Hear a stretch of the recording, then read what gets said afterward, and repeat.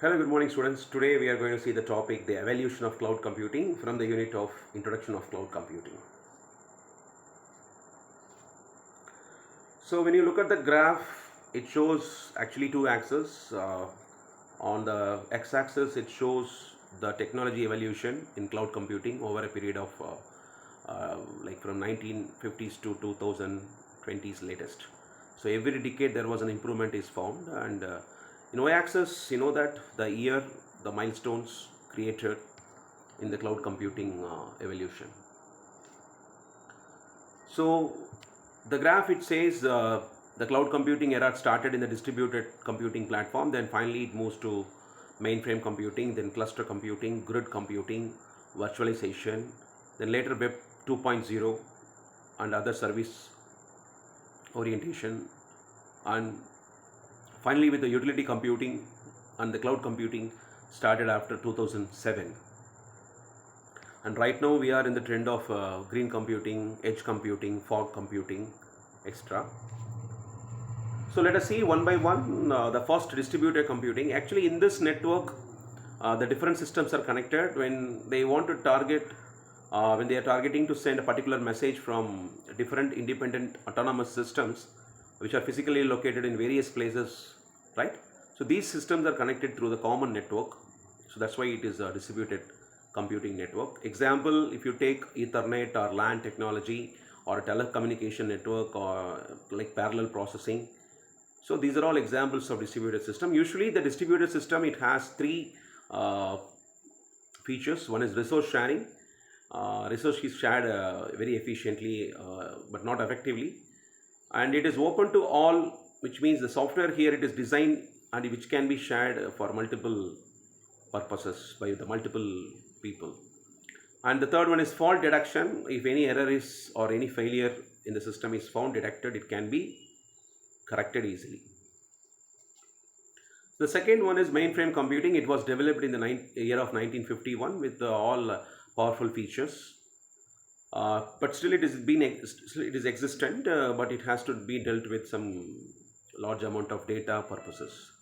For example, a company, if it needs to access or share a vast amount of data, then this computing is actually preferred. Among the four types of computers, you know that micro, macro, mainframe, supercomputers. The mainframe computer is always performing very fast and lengthy computations easily, but we cannot compare with the supercomputer. That supercomputer is outstanding one. So the type of services handled by this kind of mainframe computing is usually it handles the bulk processing of data and exchange with a large size hardware. So apart from the performance, and it's very expensive. Mainframe computing is very expensive. And the third one is cluster computing. The computers are connected. Here it is in a single computing architecture. The tasks of the in cloud cluster computing is performed concurrently, simultaneously by each computer is identified as nodes and that are connected to the network. So here the activities performed by the single node are known to all the other nodes. So it's kind of a meshed topology here. It is that transparency, performance, and the speed of computing power, everything is phenomenal increase in this particular computing.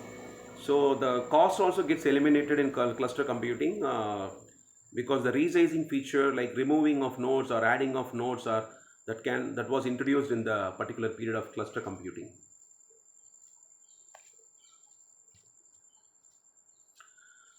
Then the grid computing, it was introduced in the year 1990 as a computing structure includes different computer nodes.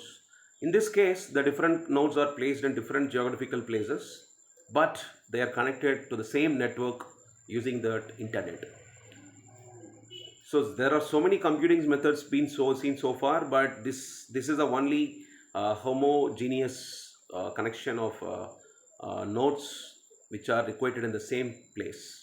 But in this grid computing, the nodes are placed in different organizations. It minimizes the problem of cluster computing, but the distance between the nodes raised a new problem. So one way grid computing was a solution to cluster computing, and another way grid computing it's create a problem because it creates an issue when the nodes are kept it in particular distance. Then the next one is Web 2.0. This particular computing is what we are currently utilizing more a number of applications like Facebook, Twitter, Orkut, or Web 2.0 social media platform. So the second generation technology like www and web services, all it's part of Web 2.0. The next one is cloud storage area where the exact cloud computing with the word virtualization and utility computing, it was introduced. Even though virtualization was introduced before 40 years back, it had a great foundation in the recent years.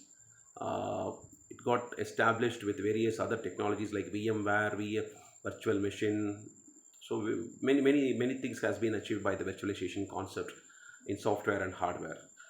And the latest is utility computing, where we require services on demand. It's like a rental basis or a subscription basis. The storage can be utilized based on the subscription model. So this is being highly utilized by individuals and companies at enterprise level recently. And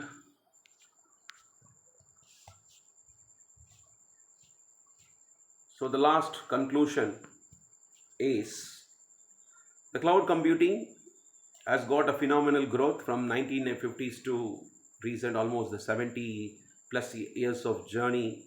Cloud computing has a lot of improvement with various milestones.